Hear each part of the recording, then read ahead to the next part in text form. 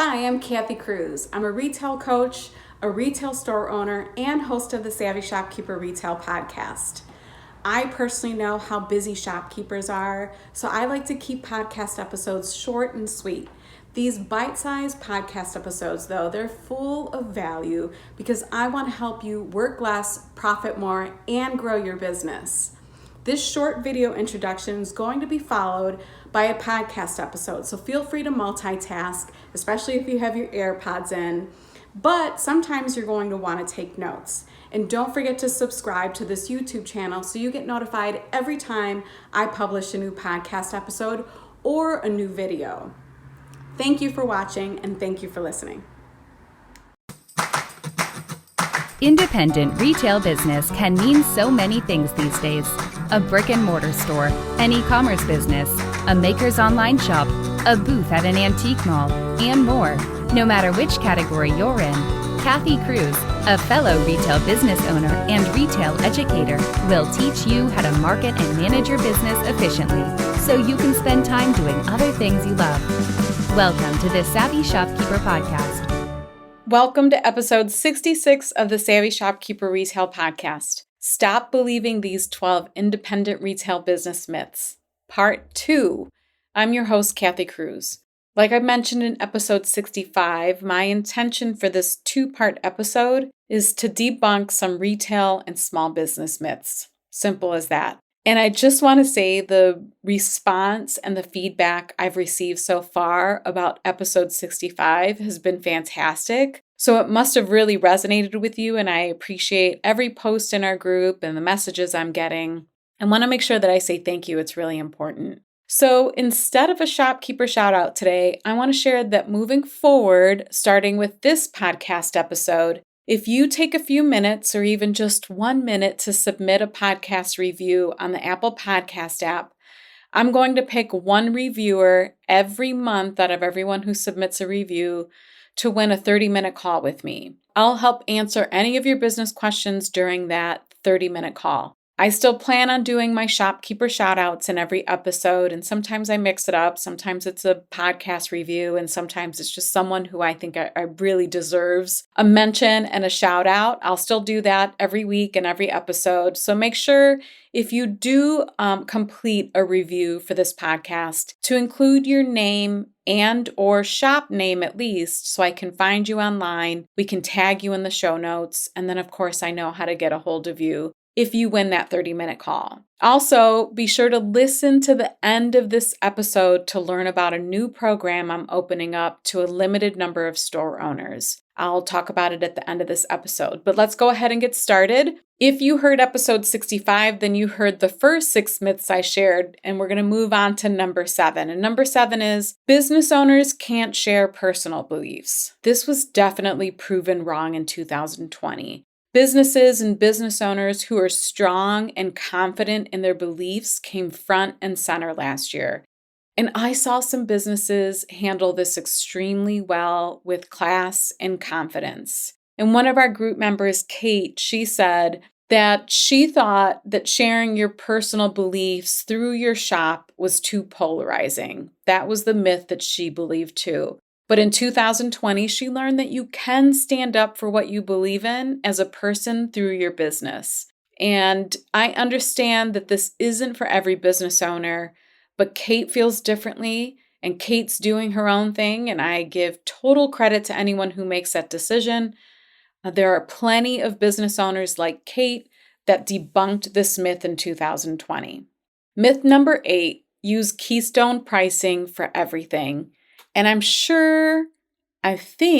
probably should have looked before, but I am pretty sure I've mentioned this several times, or at least on social media, and without a doubt, I talk about this in Master Shopkeepers. But keystone pricing is the practice where you simply double the wholesale price of products in your store to come up with your retail price. So you pay $10 for a product and you sell it for $20. It's not, I guess the myth isn't the practice itself, because we use keystone pricing on some of the products in our own store. The myth is that you should use keystone pricing on everything in your store. If you do this, there's a chance that you're hurting your business. There are lots of factors that should be taken into consideration when you're pricing, like demand, perceived value, seasonality, and a few other things.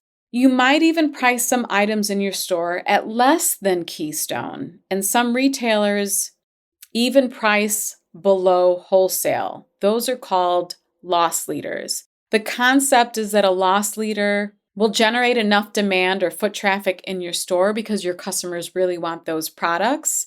And then they'll buy other things to compensate for the lack of profit margin on those loss leaders. And hopefully you're pricing lots of products above Keystone. I wrote a blog post on this topic a couple years ago. We'll link it in the show notes. But again, I just want to say that there's this myth that when you start a retail business, that everything should just be 2x'd, and that's not the truth. So really be strategic, if I can say the word, about your pricing.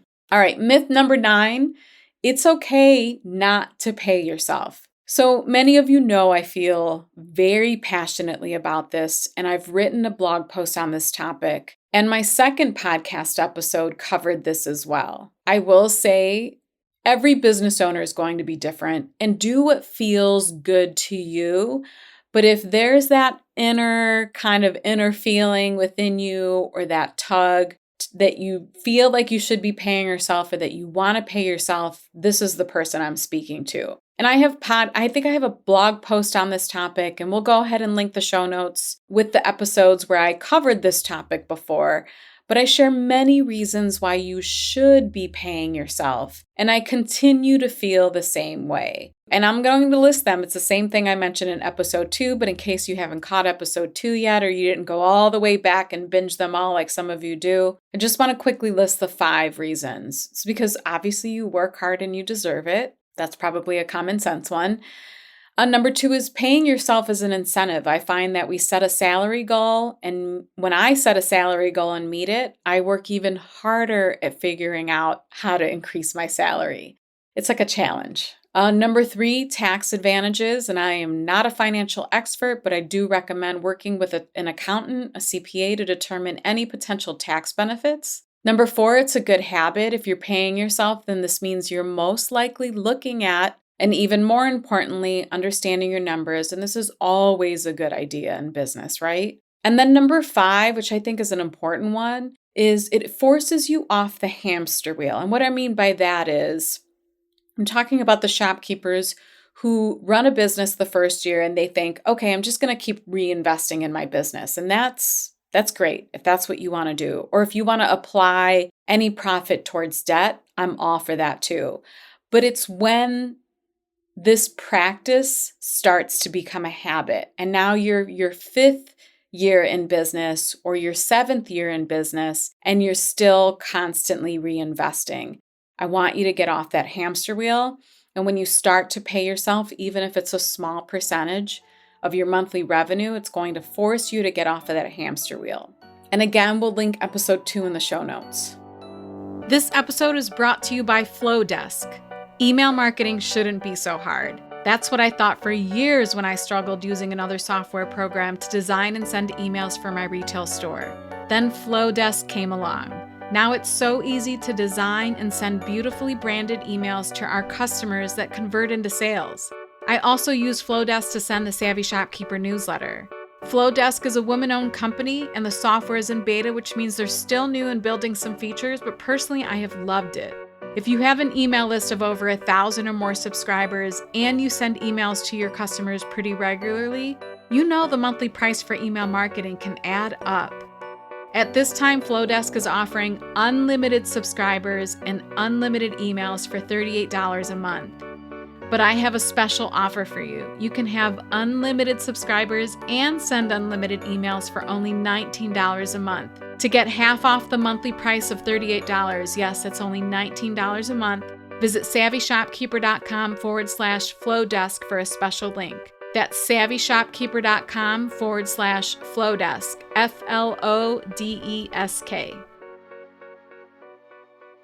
Number 10 is more inventory equals more revenue. Ooh, this is a good one. The more inventory you have, the more money you make is not true. Being overstocked can actually break a retail business. All joking aside, it really can drown a business.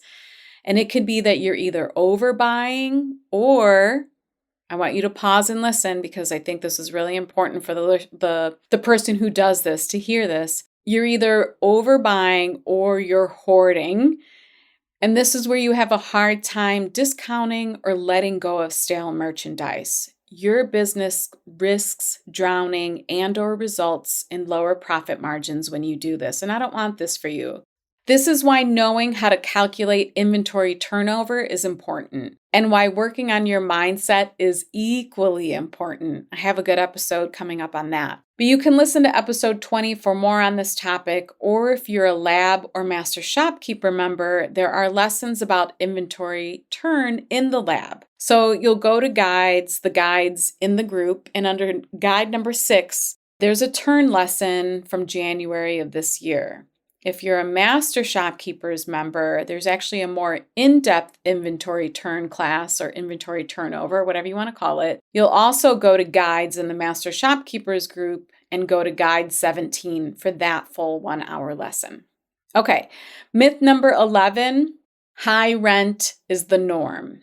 This is another myth that I want to break badly. Retail store owners have been taught that high rent is just normal. It's just the way it is. And yes, high rents do exist. And for some high-end retailers or high revenue generating retailers, it makes sense financially. But for many micro retailers, this is a bad myth to believe. And this is one metric you should know. Your rent shouldn't be more than 6 to 10% of your annual revenue. So let's say, for example, your store generates $200,000 a year. And again, this is just an example. It doesn't matter even if your store generates $50,000 in revenue. I'm just using the 200K mark as an example.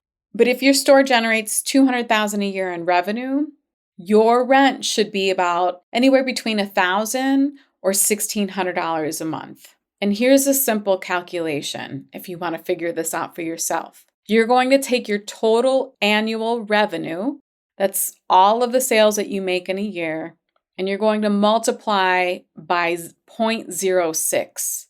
And this is the low end of my recommendation. I like to keep people at like the 6% mark if possible, because that means you're going to profit more. But again, let me start over because I went off on a tangent. Take your annual revenue, multiply by 0.06, and this will give you the total rent for the year that you should be paying. If your yearly rent is more, then you'll want to start making some changes. And if it's less, then go ahead and give yourself a high five. And again, let's say you wanted to multiply it times 0.10 for the 10%, that works too. Anywhere between 6 and 10% is a really healthy place for a small brick and mortar retail store owner to be in terms of rent. The ratio of rent they pay to the annual revenue that they generate. And I am firm on this. If you listen to the Retail Profit Pie episode, you'll understand why. And we'll also link that episode in the show notes. I'm referring back to a lot of lessons previously taught. So the point is, or one of the points here, is to stop overpaying the commercial building owners who are most likely already wealthy, right? I want you to reap some of the benefits of your own hard work. Along this line, I want to make sure I mention and give a shout out to the retailers in our groups who own their own buildings. That's such a boss move. But I should add that if you're paying a mortgage, you should be using this metric too. All right, myth number 12, more sales. This is the last one, but not the least. More sales equals more profits. I've seen shopkeepers in awe or maybe even envious of other shopkeepers who generate, 5, 10, 20 times as much revenue as they're generating. But there's an important lesson here, and I want you to pause to listen to this one too. I want you to stop multitasking just for 1 minute, because more revenue does not necessarily mean more profit. You have no idea what's going on in the back end of a business that you might be envious of. And then it kind of shows you're envious of them for no reason. And this is why. I've seen shopkeepers who generate $500,000 in revenue in a year, and they are not profiting or paying themselves. And there's no judgment there. It's just that they haven't quite figured out what to do in order to put themselves in that position. But there are store owners out there who generate $500,000 and maybe even $1 million in annual revenue who still aren't paying themselves or profiting. In the same breath, I can say that I've seen plenty of shopkeepers who generate $100,000 in revenue in a year, and they do both. They're profiting and paying themselves. Talk about a mic drop, right? So there are 2 lessons here. Don't judge a book by its cover. And then the second one is learn what I refer to as the back end of your business so that no matter what your revenue is, you're profitable. In my one-on-one coaching, I do deep dives and educational sessions with store owners so that they can learn how to truly understand what's going on in their business and make decisions that will help them become profitable, but more importantly, grow. Because that's the one thing I'm finding a lot of store owners want to do. They want to figure out how to grow their business. So if you feel an urge or tug to do any of the following, pay yourself, profit, and or grow, hopefully it's all 3, but the financials scare you, I have one bit of advice for you. Stepping into the discomfort is never fun. I get it. But my advice is to step into the discomfort. I know, you're all kind of cringing. And that's exactly what my one-on-one clients do. They cringe a little, like, oh gosh, is she really going to make me do this? Well, I don't make them do this. I think they realize on their own that it's something that they want to do. This episode is brought to you by Gusto. Gusto is a payroll software system for small businesses that makes it easy to add new hires, calculate and withhold taxes, process payroll for employees and contractors, and stay compliant. Even better, Gusto is affordable for small retail business owners. If you're looking to hire and you're overwhelmed by what to withdraw, how to calculate it, what paperwork you need to file, Gusto makes it really easy to manage payroll. The system does it all for you. If you want more like time tracking, workers' compensation benefits, or other benefits for employees, Gusto offers those services too. We all learned in 2020 the value of payroll employees versus subcontractor employees, particularly when we applied for federal assistance programs or local and national grants. If you know it's time to build a team of payroll employees, or you're frustrated with your current payroll provider, and you want to try Gusto for 1 month free, visit savvyshopkeeper.com/Gusto for a special link. That's savvyshopkeeper.com/Gusto, Gusto. So over the past year, I've seen a recurring pattern with some of the one-on-one clients I've been working with. They want this. They want to work more efficiently. They want to implement systems, and they really want to understand their data.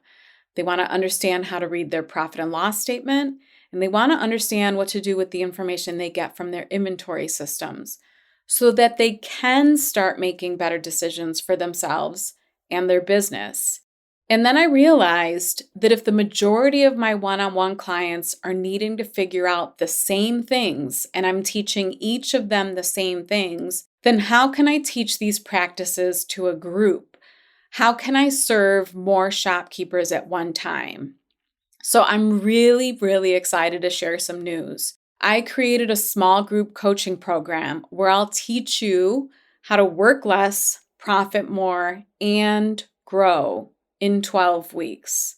I had one client that I did this work with. I'm currently still working with her, but she said she tried to Google, she tried to find a program, she even tried to find a book to help her do the things that we've been working on, and she couldn't find it. This woman is a longtime writer, and she spent many years being a journalist, so she knows how to research. I pride myself on my research too, and I personally experienced this as well, again, which is why I started Savvy Shopkeeper.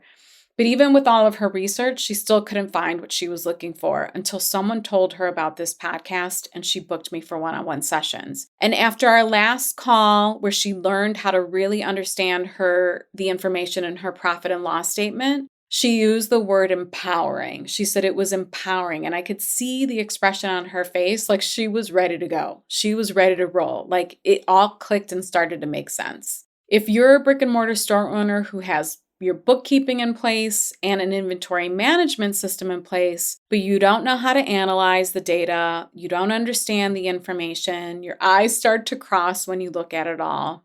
If you're tired of being on a hamster wheel, if you're ready to be empowered by your data, if you want your business to grow, but you're frustrated because you don't know how, then this is why I built this program. Like, really, it's why I built this program. And I want to add too that this program won't have more than 15 participants. Like, I really want to keep it small so that I can focus on every business owner in the group and what they need during the 12-week period. Again, the size of your business doesn't matter. You do need to have some systems in place, and I find that a lot of these shopkeepers do. They just don't know what to do with it. What really matters is your determination. My one-on-one clients who are willing to step into the discomfort, invest in themselves, and dedicate some time to get this done are the clients who really start to transform themselves in their businesses. So this is a 12-week program where we will have weekly Zoom calls. I'll be teaching a lesson. We're going to have some hot seat coaching sessions where I actually work one-on-one during the call with members, because what happens is we can all really learn from each other during hot seat coaching calls like that. We'll have Q&As, and in order to make sure the program is a good fit for you, I created an application. Super simple. I just want you to know before you move forward with this program, I want you to know what to expect and what you need to have in place before you join. But we'll be sure to link the program in the show notes. I think it's only going to be open. I don't have a date, of course, in my hand. It's only going to be open for about 10 to 14 days, so I highly recommend you apply. And for the first 7 who pay in full for the program, you're going to get an additional 1-hour one-on-one call with me, and that's valued at $200 just for that 1-hour call. So the last thing that I want to mention is you can either take the long road and Google for answers over the course of a few years like I did, and become frustrated that you can't find what you're looking for, waste money and time, or we can fast track this entire process and give you the tools and lessons you need in only 3 months. I promise that this will be a judgment-free zone, that you'll be enlightened, and like my one client said, you'll be empowered, and that you'll be years ahead of where I was on my journey. So go ahead and apply. If this all feels like something for you, I highly encourage you to apply. If you want to see the show notes to this episode or find links to anything I mentioned, you can visit my blog at savvyshopkeeper.com/episode 66. If you want to apply for the program, you can do that in the Shopkeepers Academy. You'll see the product listing for the program. It's Work Less, Profit More, and Grow. Again, it's a coaching program, and you'll go to shopkeepersacademy.com.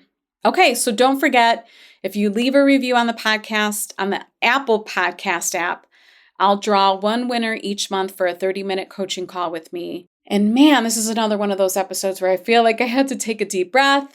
I know I talk really fast. Maybe next episode I'll slow down. But these myths, I have to say, these myths had me like riled up, and I was so ready to talk about them. And I wonder if that's why episode 65 struck such a chord with many of you. So thank you for listening. I appreciate you being here. Until the next episode, be savvy and boss up.